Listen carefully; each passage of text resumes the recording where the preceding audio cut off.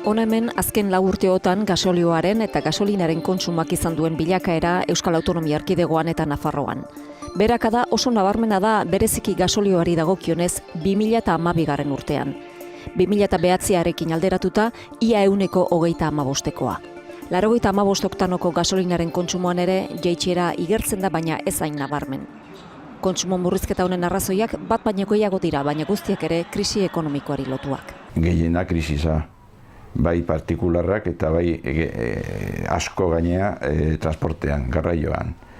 Eta gero prezio igoeran, alde batetikan IVA igoera, 18tikan 21 eta bestetikan kendu da esentzio bat lehen biodizela zuna. Gipuzkoaren kasuan bereziki, nazioarteko garraioaren zati handi bat bertatik pasatzen dela kontuan hartuta, errepide jakin batzutako gasolindegiek erdira murriztu dituzte salmentak.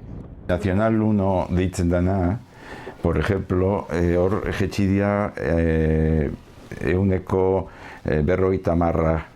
Sektorean ez dute baikor izateko arrazoi handirik ikusten, krisiari amaierarik ikusten ez zaion bitartean.